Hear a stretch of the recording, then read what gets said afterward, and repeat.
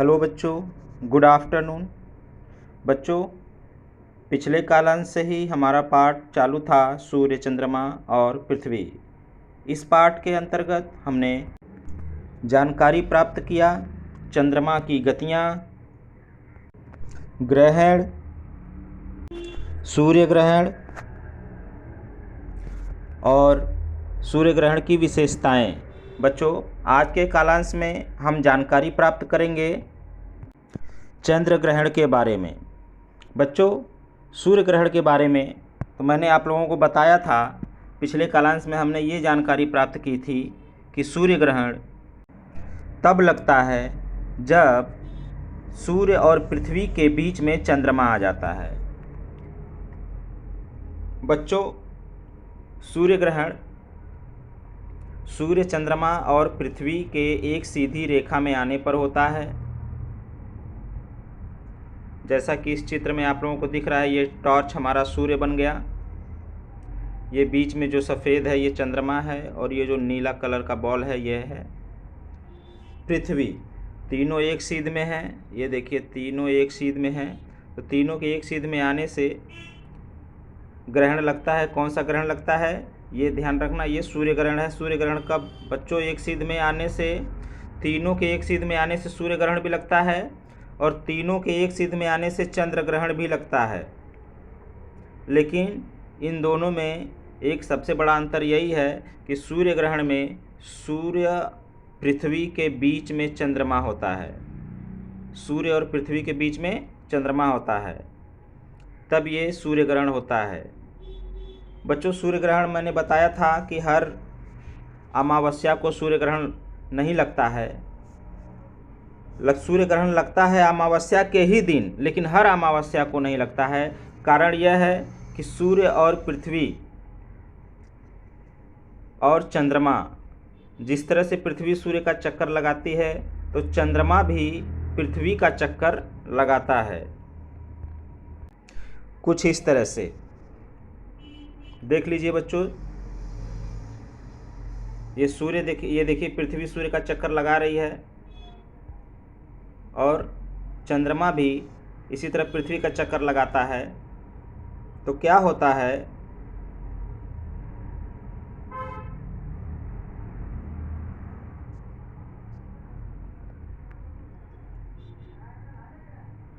ये देखिए,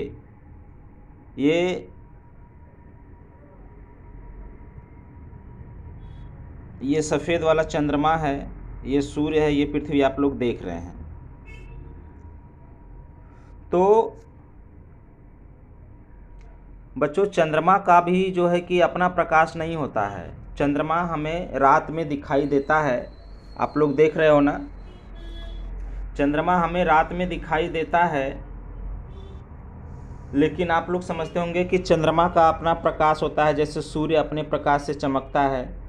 लेकिन चंद्रमा का अपना प्रकाश नहीं होता है। चंद्रमा कैसे चमकता है कि जब सूर्य की किरणें चंद्रमा पे पड़ती हैं, सूर्य की किरणें जब चंद्रमा पे पड़ती हैं तो पृथ्वी से चंद्रमा हमें चमकता हुआ दिखाई देता है। ठीक उसी तरह जिस तरह से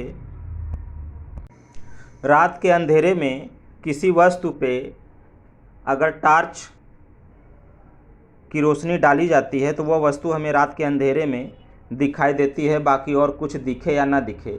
लेकिन जिस वस्तु पे हम रोशनी डालते हैं टार्च की, हमें वो वस्तु दिखाई देती है। इसी तरह से बच्चों, जब चंद्रमा पर सूर्य की रोशनी पड़ती है तो चंद्रमा भी हमें रात में चमकता हुआ दिखाई देता है। बच्चों, आज हम चंद्र ग्रहण के बारे में पढ़ेंगे। उसको जानने के लिए पहले ये चित्र आप लोग ध्यान से देखिए।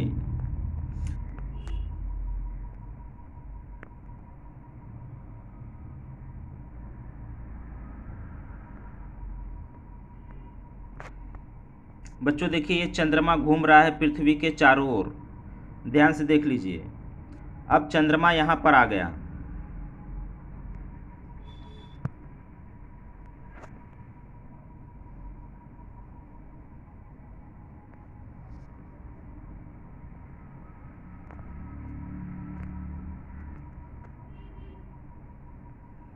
ये देखिए चंद्रमा कुछ इस तरह से घूम रहा है, देखिए देखिए ऐसे घूम रहा है, ऐसे घूम रहा है, और घूमते घूमते चंद्रमा यहाँ पर आ गया।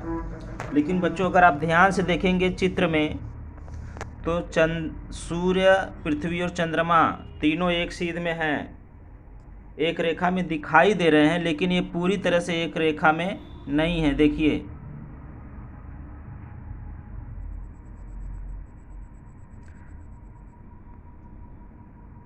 अभी एक रेखा में है,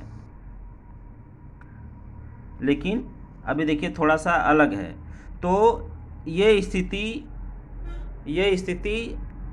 जो है कि हर पूर्णिमा को होता है, ये स्थिति हर पूर्णिमा को होता है।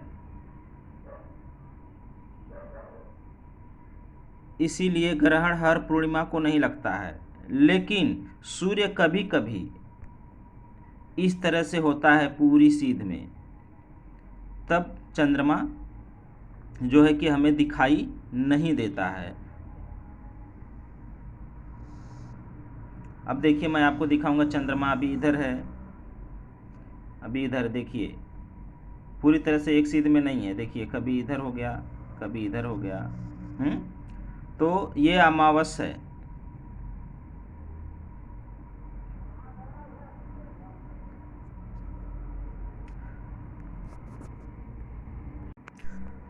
और अमावस के दिन ही सूर्य ग्रहण होता है। मैंने आपको पिछले कालांश में बताया था। ये देखिए ये पृथ्वी है और ये सूर्य है, इसके बीच में चंद्रमा आ गया है। तो कौन सा ग्रहण लगेगा? सूर्य ग्रहण लगेगा, क्योंकि ये सूर्य की किरणें पृथ्वी पे पहुंच नहीं पाती हैं। ये बीच में चंद्रमा आकर सूर्य की किरणों को क्या करता है? रोक लेता है, जिसके वजह से सूर्य दिखाई नहीं देता। तो हम क्या कहते हैं? सूर्य ग्रहण कहते हैं। समझ में आया बच्चों? यही बात ध्यान दीजिएगा आप लोग।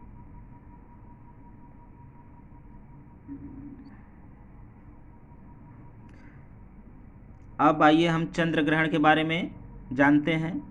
अब यही बच्चों घूमते घूमते, ये देखिए घूमते घूमते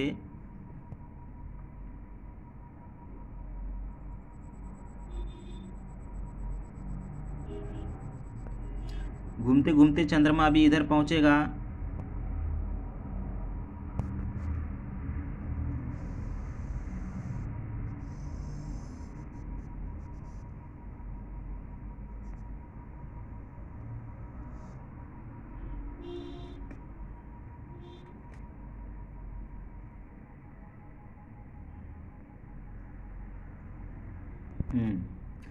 अब ये चंद्रमा बच्चों यहाँ पहुँच आया।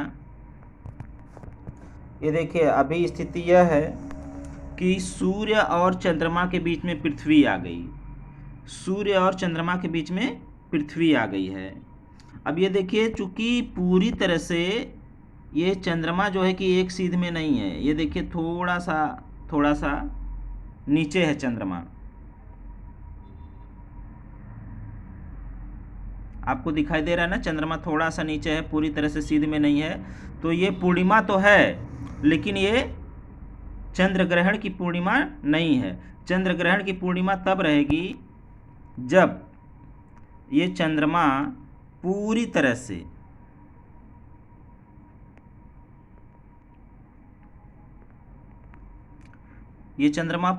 से एक सीध में आ जाएगा। अभी मैं आपको दिखाता हूँ एक सीध में। ये देखिए अब ये पूरी तरह से एक सीध में आ गया है, दिखाई दे रहा है ना आप लोगों को? तब वो क्या हो गया? चंद्र ग्रहण लग गया।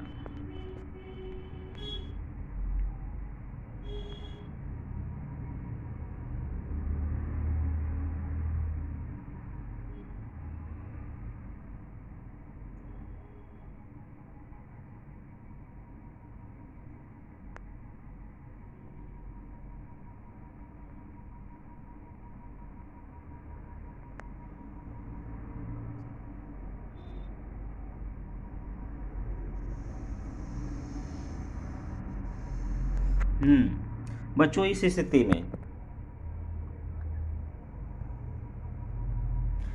स्थिति में जब सूर्य, चंद्रमा और पृथ्वी तीनों पूरी तरह से एक सीध में आ जाते हैं तब ये लग जाता है चंद्र ग्रहण। कैसे चंद्र ग्रहण लगता है? इस तरह से कि ये सूर्य की किरणें, ये देखिए, यह है सूर्य, यह है चंद्रमा और यह है पृथ्वी। जब सूर्य और चंद्रमा के बीच में पृथ्वी आ जाती है तब चंद्र ग्रहण लगता है। कैसे चंद्र ग्रहण लगता है बच्चों? कि जब ये सूर्य की किरणें जाती हैं पृथ्वी पर और पृथ्वी ये सूर्य की किरणें रोक लेती हैं, चंद्रमा पे पहुंचने ही नहीं देती हैं। तो जब चंद्रमा पे जब तक सूर्य की किरणें नहीं पहुंचेंगी तो चंद्रमा हमें कैसे चमकता हुआ दिखाई देगा? नहीं दिखाई देगा चमकता हुआ।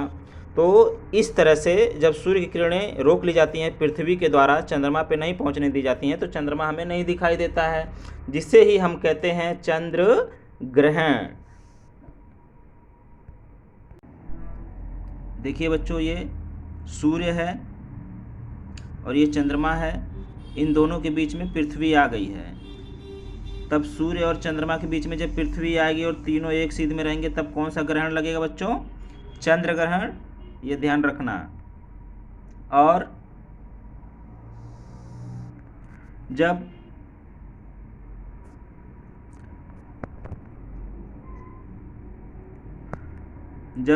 पृथ्वी और सूर्य के बीच में चंद्रमा आ जाए तब सूर्य ग्रहण लगता है और तीनों एक सीध में रहेंगे। समझ में आ गया बच्चों? बच्चों, चंद्र ग्रहण की विशेषताएं भी होती हैं। चंद्र ग्रहण पूर्णिमा को होता है, परंतु प्रत्येक पूर्णिमा को नहीं होता। मैंने बताया ना बच्चों कि जो चंद्र ग्रहण होता है वो पूर्णिमा को होता है, लेकिन प्रत्येक पूर्णिमा को नहीं होता है। क्योंकि प्रत्येक पूर्णिमा को वो पूरी तरह से एक सीधी रेखा में नहीं रहते हैं, क्योंकि वो 5 अंश नीचे रहता है। सूर्य, पृथ्वी और चंद्रमा की जो एक सीधी लाइन होती है, उस सीधी लाइन से चंद्रमा 5 अंश के कोण से तिरछा हो जाता है। तिरछा होने के कारण वो एक सीध में नहीं आते, जिसके कारण पूर्णिमा तो होता है लेकिन चंद्र ग्रहण नहीं लगता। लेकिन जिस दिन वे पूरी एक सीध में आ जाते हैं उस दिन चंद्र ग्रहण लग जाता है। दूसरा है, सूर्य, पृथ्वी और चंद्रमा के क्रमशः एक रेखा में और एक सतह पर आने से ही चंद्र ग्रहण होता है। वो कभी भी एक रेखा एक सतह में नहीं आते हैं, 5 अंश के डिफरेंस में होते हैं, 5 अंश के। जैसा कि मैंने आपको बताया था, ये देखिए पिछले कॉलम में मैंने बताया था आप लोगों को। यहाँ पे ये देखिए, पृथ्वी की जो परिक्रमण कक्षा है और चंद्रमा की जो परिक्रमण कक्षा है, इन दोनों में 5 अंश का डिफरेंस है। यहाँ पे देखिए 5 अंश, 5 अंश पे काटती है चंद्रमा पृथ्वी के परिक्रमण कक्षा को। इसकी वजह से ये कभी भी एक सीधी रेखा में नहीं हो पाती। ये देखिए इस चित्र में आप लोगों को दिख रहा होगा, ये देखिए मैंने बड़ा कर दिया। इस चित्र में आपको दिख रहा होगा कि ये तीनों सूर्य, चंद्रमा और पृथ्वी एक सीधी रेखा में नहीं है। सीधी रेखा देखिए ये है, ये सीधी रेखा है। समझ में आ रहा है ना? ये थोड़ा सा इधर तिरछा हो गए हैं। ये देखिए ऐसे जाके फिर ऐसे हो गया है चंद्रमा, इसलिए ये पूर्णिमा तो होता है लेकिन चंद्र ग्रहण नहीं लगता। चंद्र ग्रहण कब लगेगा? जब ये एकदम ऐसे सीधी रेखा में रहेगा, ऐसे। समझ में आया बच्चों? बच्चों, सूर्य ग्रहण और चंद्र ग्रहण केवल खगोलीय स्थिति हैं। खगोलीय मतलब अंतरिक्ष में घटने वाली घटनाएं जो होती हैं वो खगोलीय घटनाएं कहलाती हैं। अंतरिक्ष में जितने भी चीज़ें पाई जाती हैं वो सब खगोलीय चीज़ें कहलाती हैं। इसमें शुभ अशुभ ऐसा कुछ भी नहीं होता है बच्चों। ये खगोलीय घटनाएं हैं। सूर्य ग्रहण, चंद्र ग्रहण, ये सब खगोलीय घटनाएं हैं। इनका किसी राक्षस से, किसी दैत्य से, किसी दानव से कोई लेना देना नहीं है। ये खगोलीय घटनाएं हैं, ये प्राकृतिक घटनाएं हैं। सूर्य, पृथ्वी और चंद्रमा के विशिष्ट स्थिति में यानी विशेष स्थिति में आने पर यह खगोलीय घटनाएं घटती हैं। ऐसी अंतरिक्ष घटनाएं सदैव घटित नहीं होती हैं, अतः ऐसी घटनाओं के प्रति लोगों के मन में स्वाभाविक रूप से कौतूहल बना रहता है। खगोल वैज्ञानिकों के लिए ग्रहण और सूर्य ग्रहण, विशेष रूप से खग्रास सूर्य ग्रहण और कंकड़ाकृति सूर्य ग्रहण अध्ययन की दृष्टि से वे एक पर्व होते हैं। जिस हिस्से से ग्रहण दिखाई देता है वहाँ विश्व भर के खगोल वैज्ञानिक विशेष रूप से एकत्रित होते हैं और ग्रहण की स्थिति का ज्ञान करते हैं, अध्ययन करते हैं। बच्चों, चंद्र ग्रहण भी सूर्य ग्रहण की भांति दो प्रकार के होते हैं, एक खग्रास और एक खंडग्रास। बच्चों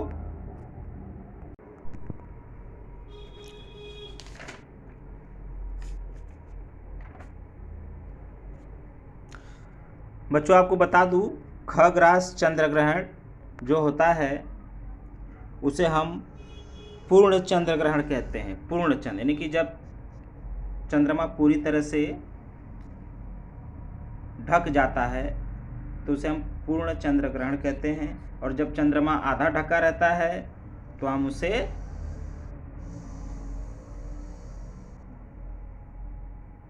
खंडग्रास चंद्र ग्रहण कहते हैं। बच्चों, सूर्य ग्रहण की कालावधि में अचानक अंधेरा छा जाता है, अतः पशु पक्षी घबराने लगते हैं, हड़बड़ा जाते हैं। उनकी जैविक घड़ी की अपेक्षा यह बड़ी अलग घटना होती है। इस घटना के प्रति उनकी प्रतिक्रिया भी अलग होती है। बच्चों, इस स्थिति में, इस खगोलीय घटना की स्थिति में हम दो बातें पढ़ेंगे, पिधान और अधिक्रमण। ग्रहण की भांति ही सूर्य और चंद्रमा के आनुषंगिक रूप में कुछ विशिष्ट स्थितियां पैदा होती हैं, जिन्हें पिधान अथवा अधिक्रमण स्थिति कहते हैं।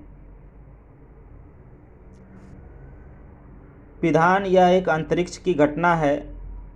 ऐसी स्थिति में वह खगोलीय पिंड कुछ समय के लिए चंद्रमा के पीछे लुप्त हो जाता है। जब कोई अलग खगोलीय पिंड चंद्रमा के पीछे छिप जाते हैं तो उसे हम क्या कहते हैं? पिधान कहते हैं। क्या कहते हैं? पिधान। और अधिक्रमण होता है कि पृथ्वी और सूर्य की रेखा में बुध अथवा शुक्र में से कोई अंतर्ग्रह आने पर अधिक्रमण की स्थिति निर्माण हो जाती है। ऐसे समय में सूर्य के ऊपर से एक काला धब्बा खिसकता हुआ दिखाई देता है। ग्रहण और अधिक्रमण में वैसे बहुत अधिक अंतर नहीं होता है। यह अधिक्रमण भी एक तरह से सूर्य ग्रहण ही होता है। तो बच्चों, आशा करता हूँ आज का यह टॉपिक आप लोगों को समझ में आया होगा। अगर कोई टॉपिक ना समझ में आया हो तो आप मुझे पर्सनली पूछ सकते हैं।